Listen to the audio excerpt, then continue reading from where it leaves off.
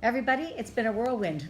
Emanuel and I both had to come from parts unknown to come here to the Skate Ontario office. Emanuel Sandhu, Pj Kwong. We're going to chat live on Facebook. Okay, you need to know, first of all, Champion, and if you haven't read his blogs, you need to go to skateontario.org and take a look at them. They're on the Skate Ontario U page.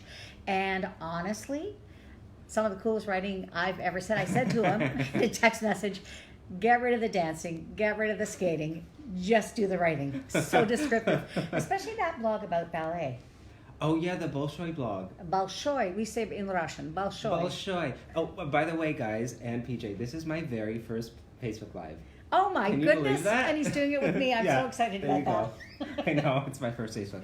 So remember, you guys are going to want to put the comments and questions below in our comment section. And I'm going to find a couple of questions and comments that happened already. But tell me about, people are very interested in particular, Howard wanted to know the influence that ballet had on your skating career. Oh my goodness.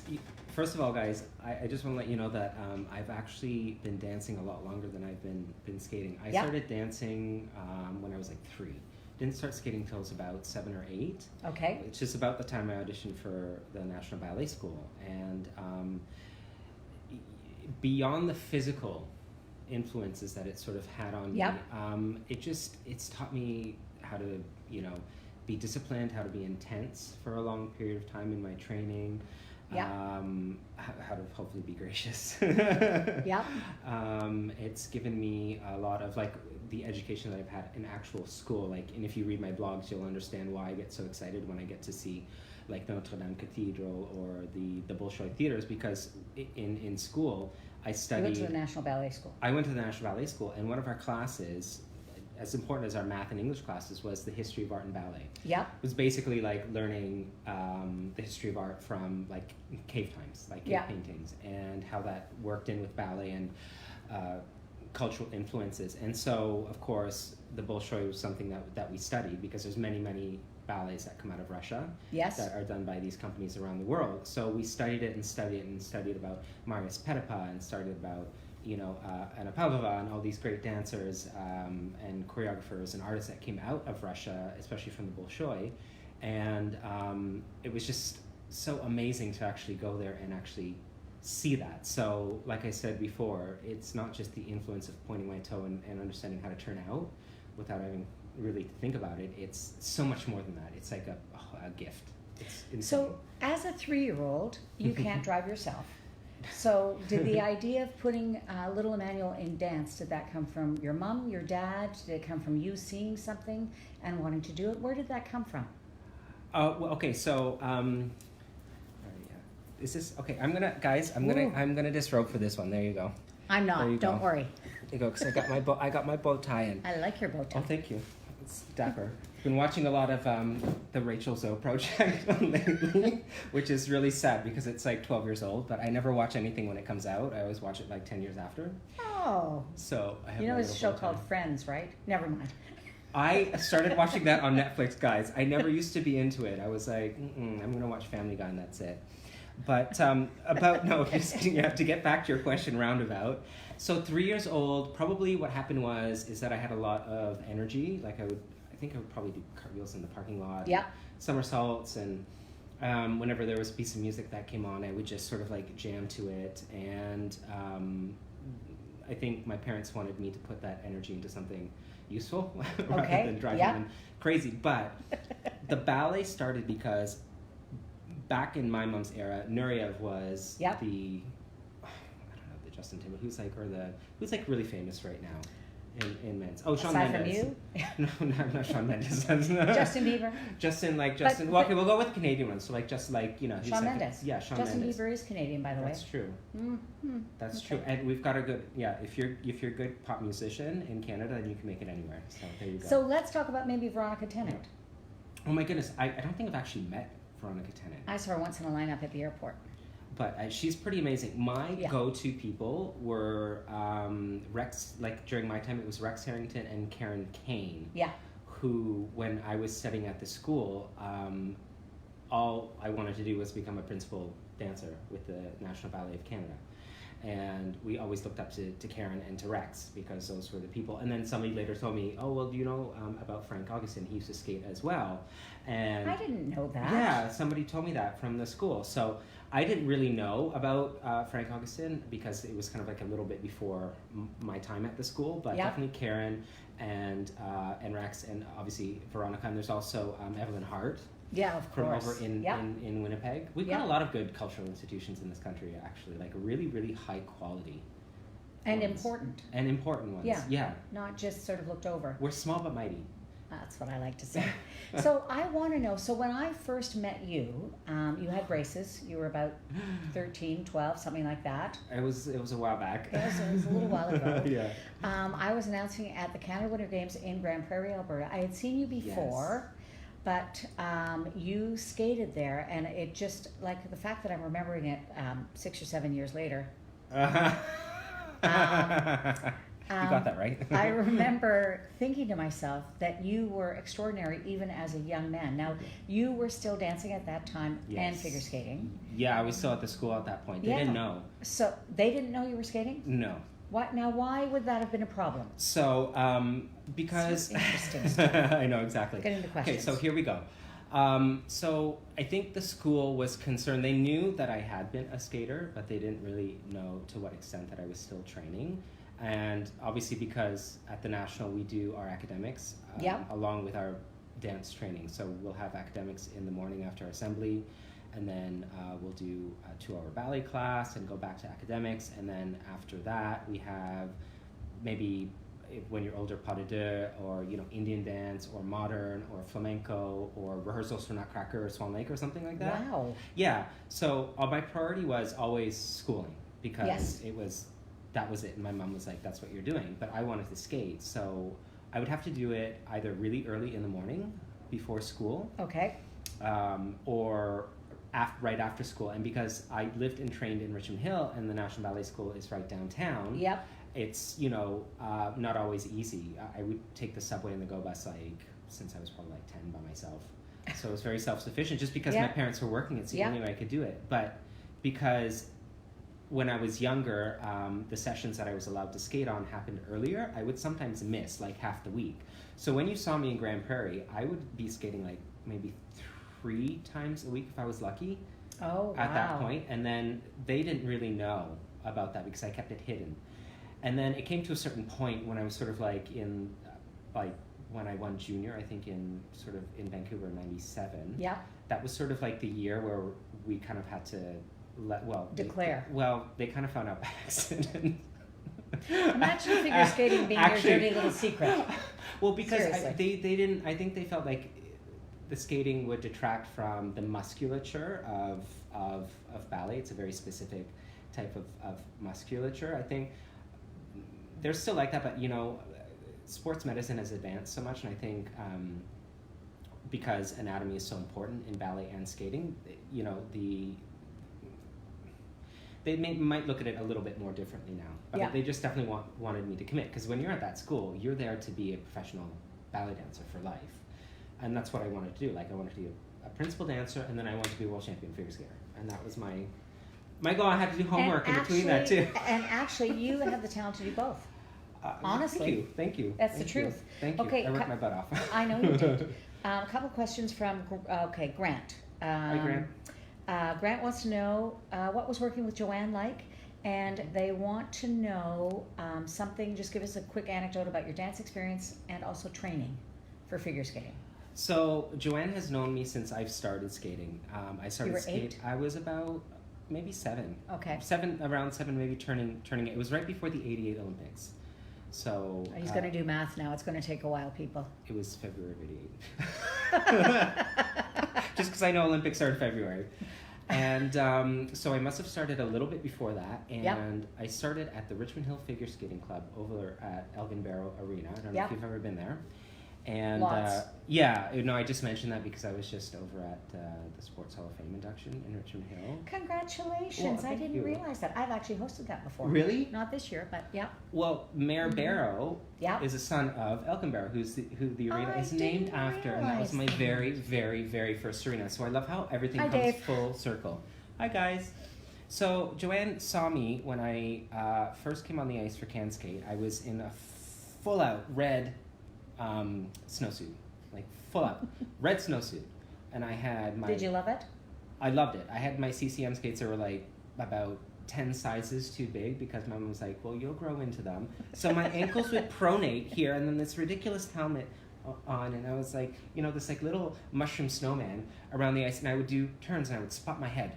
This is what Joanne told me. I would spot my head. So obviously I stood out because I was like used to my dance, and Joanne was like, that kid is gonna like do something.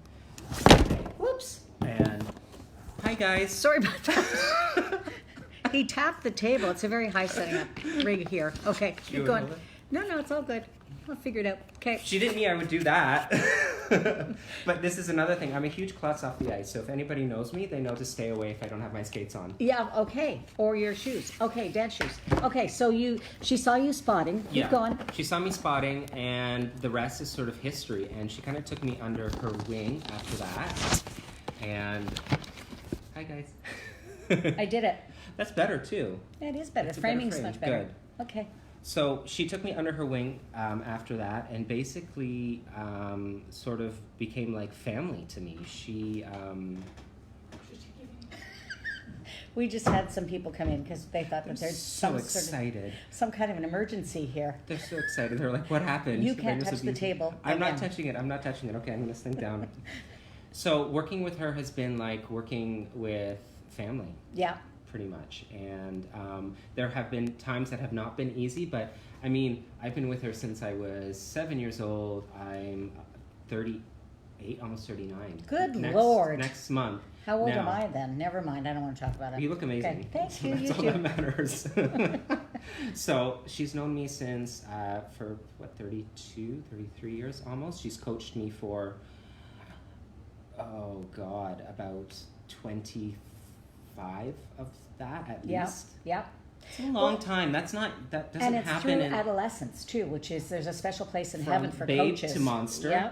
Like I was a monster. So you should maybe ask her how it was dealing with me at times. I don't think monster, but challenging. Let's put it that way. I'm a monster sometimes. But that's typical. There's a special place in heaven, I believe, for coaches. Yes. Who deal with adolescents. Yes. Yeah. I mean, and that was the biggest thing that I remember with Joanne is I was, growing up is tough for everybody, but I was particularly tough because my household was like a complete, there was so much going on, and then I had my ballet, and then I had my skating, and then I had my mom, and I had my dad, and all this going on. Yeah. And my brothers, and she was the rock sort of there for me that would, I always thought she's like the coolest lady. She still is. Yeah, I had so much fun. She used to pick me up sometimes after school because she actually lived right by the National Ballet in Cabbagetown. Oh, I see. So I'd walk over to her house after school in my uniform, and she would take me to the rink. And sometimes my special treat would be we would go to Wendy's, and I was allowed to get a fries and a milkshake, and I would dip the fry in the milkshake, and that was my special. Not like often. I'd have to be landing like a triple axel. Well, because it's terrible. That's why. She's like, you're good. You did a clean short and a clean long today. You can have Wendy's. So tell me, when did you know you were talented? When did you know you were good at this, at both of these? I did not love it the very first time. My brother, Christian, was there with me on my first day, and he got on the ice, and he was like a little, I don't know, he just got on and he just zoomed everywhere. It was crazy. I refused. I was like, when cats have like their claws in the carpet, and like you pull them, and they 2-year-olds can do that too. Yeah, exactly. Yeah. So that was me on my first day. I would not go, and then finally my mom was, "Madam, I tell you something. I did not pay for nothing. Get on the ice." His mom's Boom. Italian. My mom's Italian, so there you go. So foot in the butt, out on the ice, and I just the second day just took to it, and I just did not get off after that. I loved it. I didn't know I was good at it maybe until I started winning competitions, but I mean, it was about winning, but it was more about kind of like showing off my excitement for the sport when I was at competition. I think that's when you love to compete. It's not just about the first place. It's about showing your best, showing something, performing. it's like it drives you. It's so exciting. But tell me a little bit about, because we've had conversations over the years talking about perfectionism. Yeah, it's a bit of a problem. Ooh. So for the young skaters who are watching this, for the parents who are watching this who maybe have a perfectionistic child, what are the challenges of being perfectionistic in terms of figure skating? Well, I'm a very good person to ask. I know you are. The biggest, as you can tell, PJ. I have my 82nd revision of my blog. Can you get Amy to put it up on the site? Yeah, we'll do it. Which we did. Thank you, guys. Go read it, by the way. Read it. It is a wild ride. You got to save about 20 minutes. It's so good. 1,600 words. Actually, both are fantastic in very different ways. Thank you. Okay, Captain Perfectionistic, we're back to you. Perfectionism. Why is this? I believe in balance in life. Are you touching that table again? I'm sorry. Jeepers. I'm sorry. Talk about balance. I believe in balance in life, and so I think perfectionism and being OCD and detailed and... Are you truly OCD? I don't know. Okay. Unlike Sheldon Cooper from The Big Bang Theory, my mom did not have me tested for that, but maybe she will. It's probably too late for your mom to have you tested. I don't know. She's pretty feisty. Yeah, okay. So for me, was always about learning when too much was too much. Okay. And having to let go. It's like when an artist stands in front of a canvas and they just want to keep adding another brush stroke. Sometimes you just need to step away from the canvas and realize like it's done, and that's a hard thing to do. And when you're a perfectionist like me, well, I needed like a team of people to tell me when it was like, you're like, done now. You're done. You know what I mean? So again, a good support system will let you know when you're kind of getting a little bit too extra and it's time to pull back. But perfectionism, if it's too much, can really get in the way. But it can be, if you use it as a tool, it can be really good. So tell me how it got in the way and tell me how it was really good. Just, I would say probably at the end, sort of the last part of my career, just not relaxing and having fun as much, like maybe like 1 or 2 years in there. I ended actually on a good note, so I just want to say that. But sort of like, I would say probably during Olympics was probably my most stressful time. Okay. And I just, like, I already had what it took to do well, so, but I would want to do more and just go over the top with everything, and I don't think that was the right approach. I think for me, I should have probably just stepped back a little bit and then just gotten the job done. Yeah. And then, kind of build up from after that. But again, that goes with the perfectionism where you just want to keep topping yourself and keep topping yourself and keep topping yourself. But if you let that run away from you, then it can really stress you out. Like, it really stressed me. Nothing was good enough, and I wasn't jumping high enough. There weren't enough turns. You know what I mean? Not enough steps. So it's like sometimes you just need to breathe in your program and pace. Like, you don't need to throw everything in there in the kitchen sink. Like, you need to have a moment. It's what I call enough. Enough is like the painter. It's step enough. Away from the canvas. Like the writer. Step away from the, as I write stuff. I'm more, listen, I'm further down the road as a writer than you are. I'm taking the hint. No, not that at all. Because I make revisions too. Like, even on my CBC stuff, I'll go, and I'll say, you need to change this for me. And they do. Yeah. But it's just recognizing that at a certain point, the story is written, the painting's finished, the performance is done. And that's the hardest thing. Because you can't do it again, right? You're in it. Exactly. And I think that it's very difficult sometimes to, like, self-diagnose yourself with that or tell yourself, like, because you don't have your own eyes on you. There have to be other eyes on you. That's why you have to put your trust in your coach and your coaching team. That's what they're there to do. After a certain point, it's not just about technique. When you get up to a certain level, Worlds and Olympics, it's about managing the athlete. Yeah, for sure. Really, it's about that. I think a lot of top coaches would agree with that. It's not, there are technical things, but you're not teaching them how to, necessarily do a jump unless they're a new student to you, but I don't know how much you would want to change with that, but it's more about managing. So if you put your trust in your coach and your coaching team, and they're good at what they do, and they know you, then I think that's a really good way to curb your enthusiasm. Or perfectionism. So remember, you guys, you can always put questions in that comment section that's below, and then we'll see them and Emanuel can answer them. Howard wants to know, we all know what landing a quad toe loop looks like, but what did it feel like both to learn and to land? Thanks, Howard. I was terrified of my triple axel and my quad toe. Now tell me why. Well, I don't. I could figure that out. Probably because I wasn't skating as much as I could have been at that time.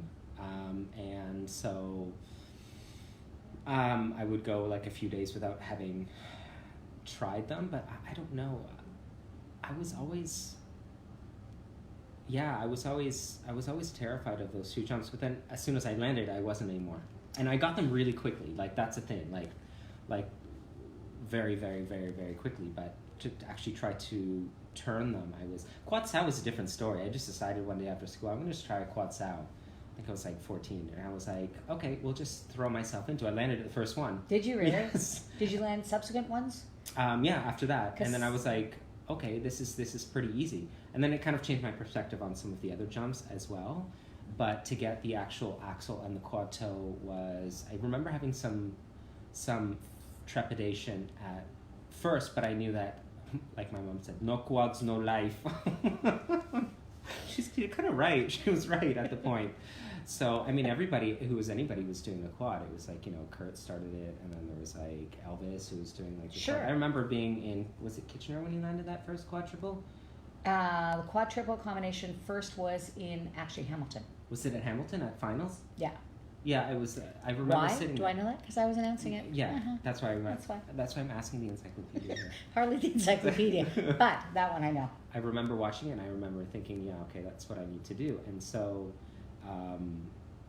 that's what I did. Wow. It's exactly what happened in order for me to be able to skate more. The way our school system was run, like we had different, like most skating schools have different levels. Yep, of depending sessions. on your skill. So if I wanted to be on the highest one, you need a double axel at least, and I wanted to be on that because I wanted to be, but because it was also later, which would allow me to actually get from school More downtown easily, yeah. to Richmond Hill to train. And so I had no choice. So I launched and I landed and I got myself on that session. And sometimes you just need to do it.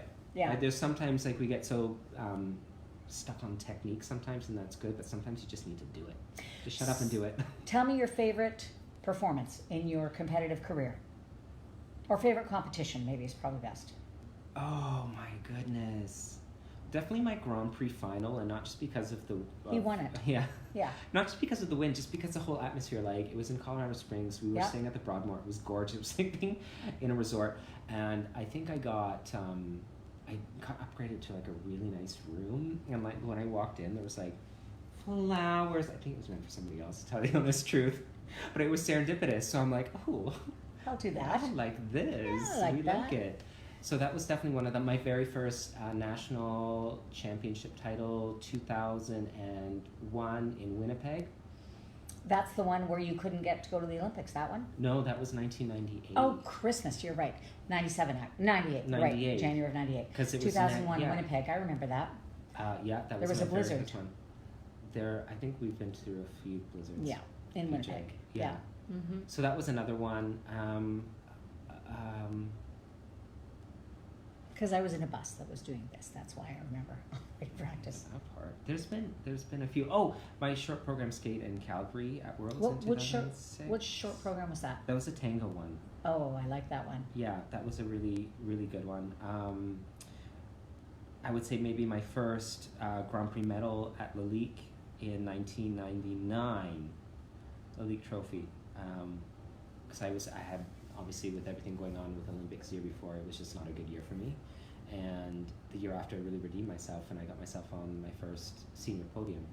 I mean, granted, it was my first year competing in a senior international event, but I went out and I did it, so there you go.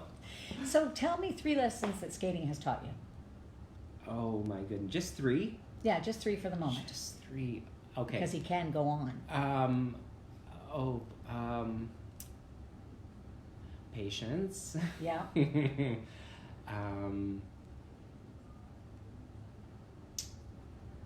I would say focus, for sure. Yep. And I would say friendship and family. Oh, that's nice too. Yeah, Yep. because it's not just about the technique. I mean, like, I probably wrote this probably on like a Facebook page or something like that.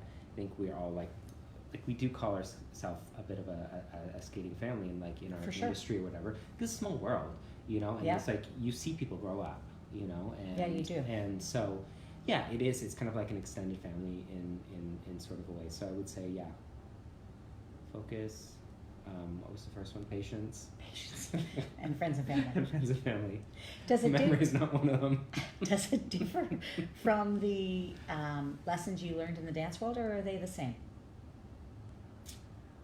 The lessons I learned in the dance world were discipline. Definitely, like, that was the first thing, because I started dancing before, obviously. So when you're in ballet class, even when you're young, it's you have to be at the bar and you have to be well behaved, and you listen and you work. So discipline was definitely number one. I learned in that. Handling situations with grace. Okay. As a ballet dancer, you know, in the ballet world, there's a lot of you know, different events that you have to attend, and there's a certain way that people Are expecting you to be. Yeah, because you're Yeah. ballet, so you have to be elegant and you have to be gracious and erudite. You have to be able to hold a conversation. Those are all good life skills, Yeah. actually. So there was handling situations and people with grace and in public. And another thing that I learned in dance,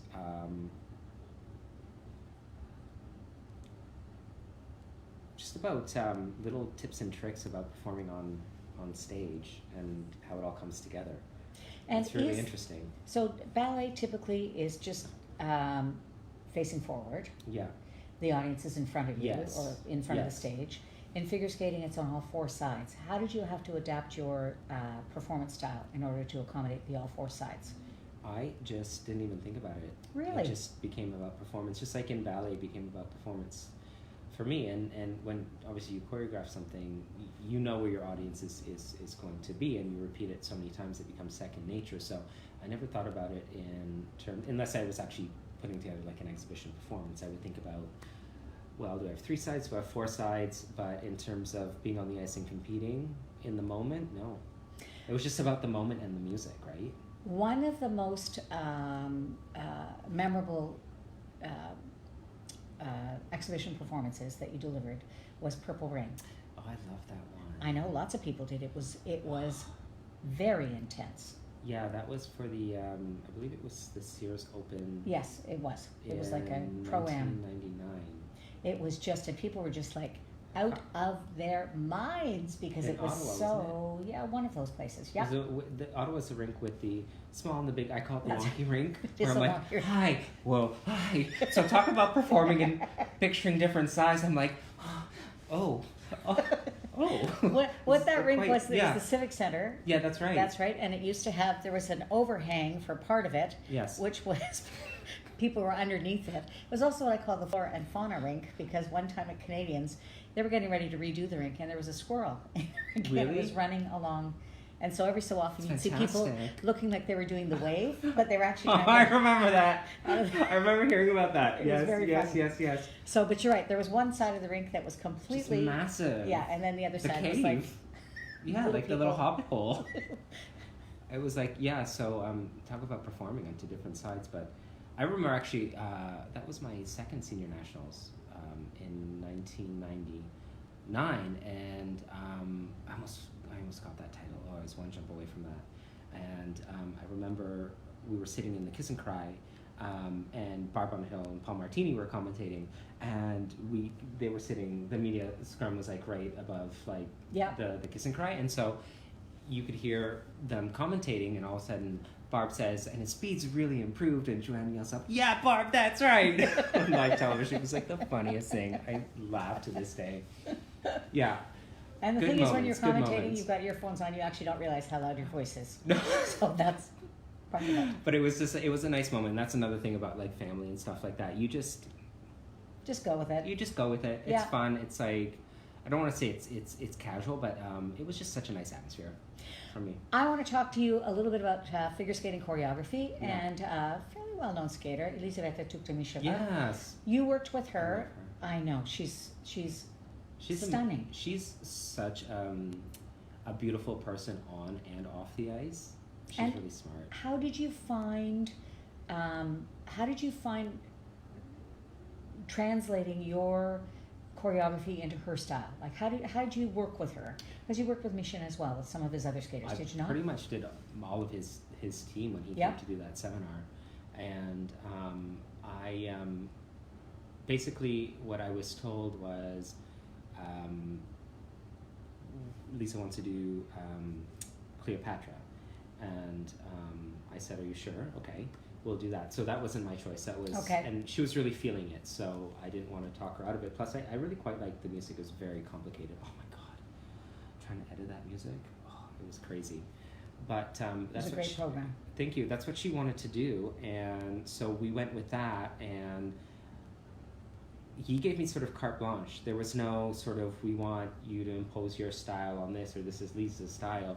It was just, they gave me a lot of room for respect. It was quite amazing. And apparently the program remained untouched from its original composition. I believe it was June we did, or something like that. Yeah, that's amazing, because for quite a while, because even Lisa said, like, Alexei Mission likes to put a stamp on things and change it, and it stayed for several months the same way, so it's quite proud. Unfortunately, it did change after that, so it evolved, but I was just so grateful to be able to work on that program with her. It was such a nice energy.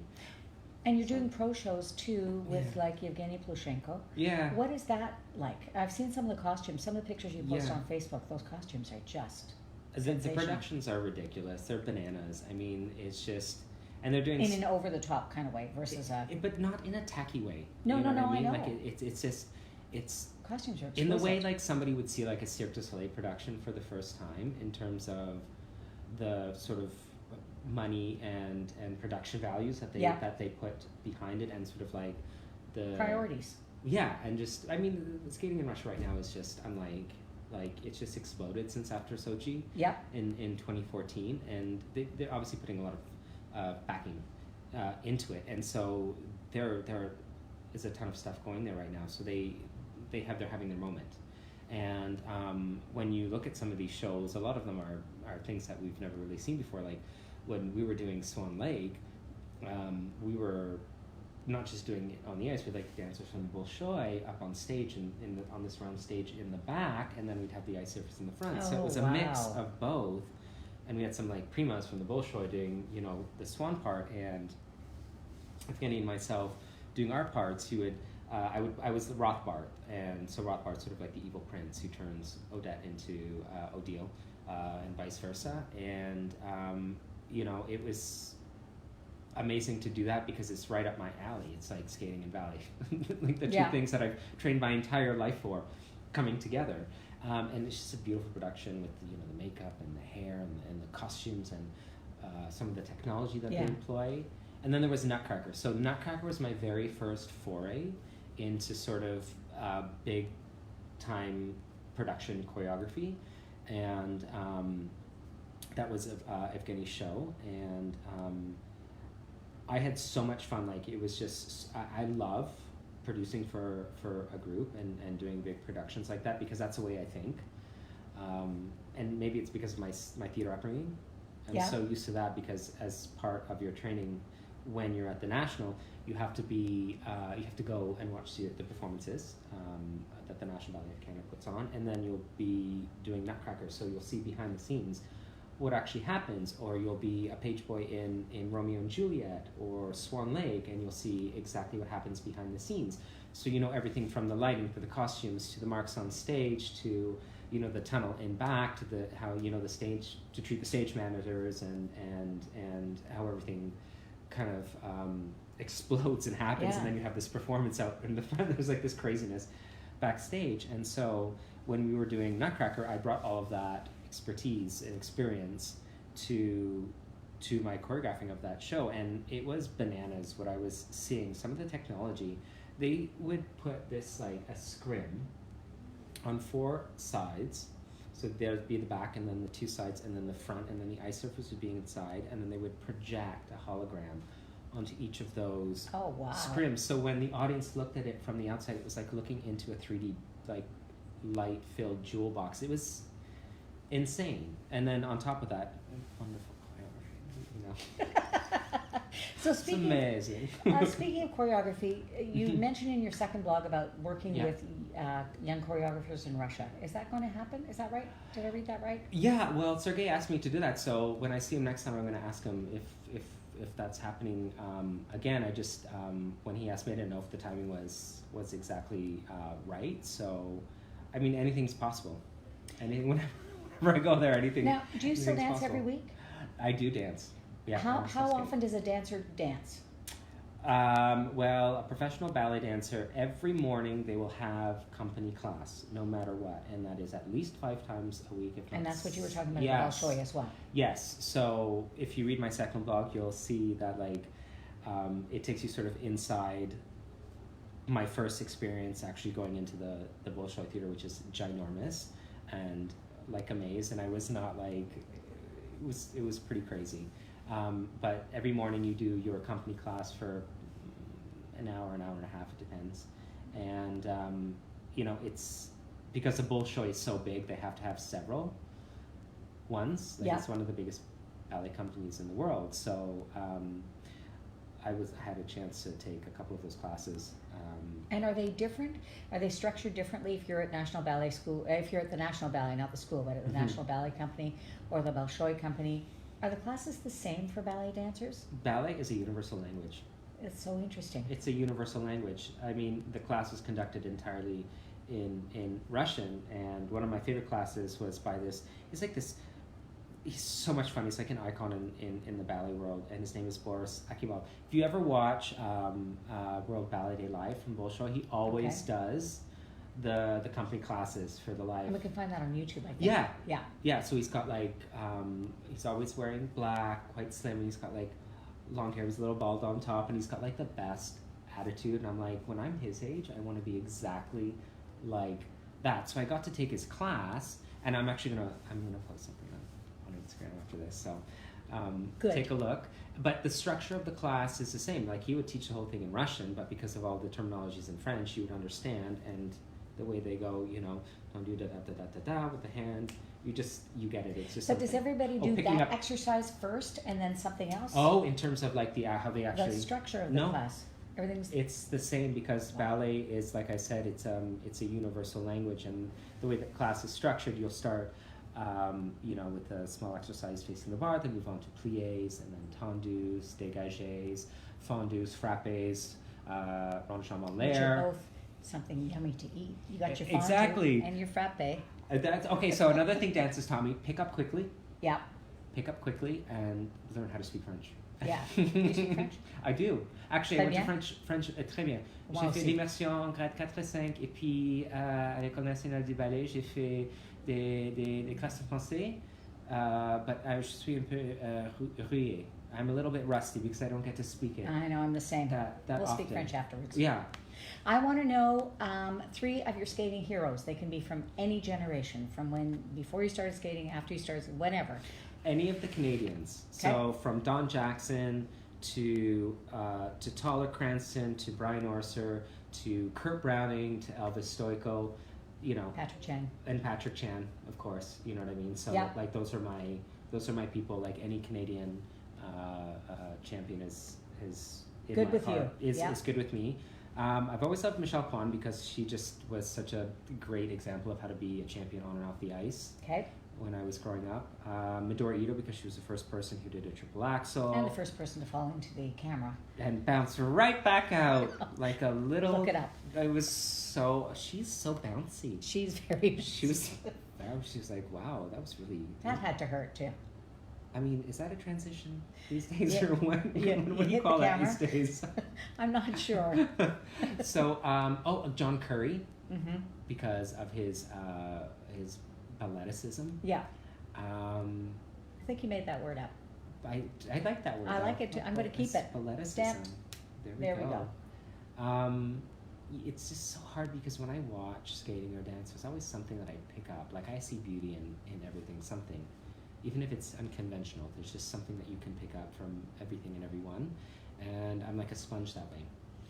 I'm very curious about the world around me, and I think it just feeds me. So there are many people that I've looked to in the past and that I still watch a lot of the current skating right now. Like, I mean, Youre is like bananas. Like, Yeah. you skate at 2 great skates again. You know, after, Skate but Canada. and that's like after like 2 like Olympic gold medals. No, it's just You know what I mean? Like, after a while, world titles too. and world titles, and it, you know, at first being like the underdog, it can give you a little bit of a different push. But when you're that far ahead of the game, it's like a completely different. It's like you're in a desert on your I think own. he won by like 60 points or something. It's ridiculous. I know. think he might have been watching Nathan the week before though. Well, and I don't think he likes to be outdone. no, which no, is, he's somebody who's fueled by, you can see it in and I his don't think face. Nathan likes to be outdone No, either. no, they're both champs. And that's why it's a very interesting time in skating right now. You can see it in their faces. They're like, no, this one's it's mine. it's a healthy rivalry. Absolutely, and filled with respect for each other, That's which is it. nice. And that's really nice to see in the sport, because I think it's been a while since I've seen that. To me, right now, where the sport is at is sort of like when I was seeing it back in like the 90s, when it was like really, really like popular, and it was just watched by many people. It feels more like that these days than it has in a really long time. Yeah, I think so too. I'm really happy about that, because obviously, you know, I'm not just a figure skater, I'm like a huge fan as well. Okay, so last question, not even a question. Okay. And I can see by all the people that are on Facebook that they've all been interested in sort of your story. I want this last statement to be from you to your fans out there. You let them know anything you want by way of goodbye. Oh my goodness. She's putting us on the beach. Put you on the spot. Seriously, that's what this is, my friend. Well, first of all, thank you guys, everybody, for joining us today. This has been a tremendous pleasure for me. And you know, if you want a little skylight into my head, go read my blogs, because it really is quite and just what it's I write. It's a trip, is what it is. I just write really authentically. Like, I just. When's your first book coming out? When I can invent 27 hours of the day to pathologically fill with stuff. I understand, but honestly, I forget the dance, forget the figure skating. You have the soul of a writer. I love it. I mean, I love it. But what I want to say to everybody is that try to be your authentic self, even though that can be difficult at times, and find out who that is. Always go back to your roots. Always go back to your basics. What makes you tick? If you're doing something, like, why did you get into it in the first place? If you're feeling a little bit lost, or you're unsure about something, always go back to why you loved it. What's the root cause of that? And that's what I say to everybody you know, I work with these days. Always go back to the simple reason behind what you do. It's your motivation. Find your motivation. Do you know what? Leave questions if you like for underneath, and I'll pass them along to Emanuel. Thank you so much for joining us, everybody. Emanuel Sandhu, thank you for coming. What a treat. Thank you, guys. He's not 14 anymore. No.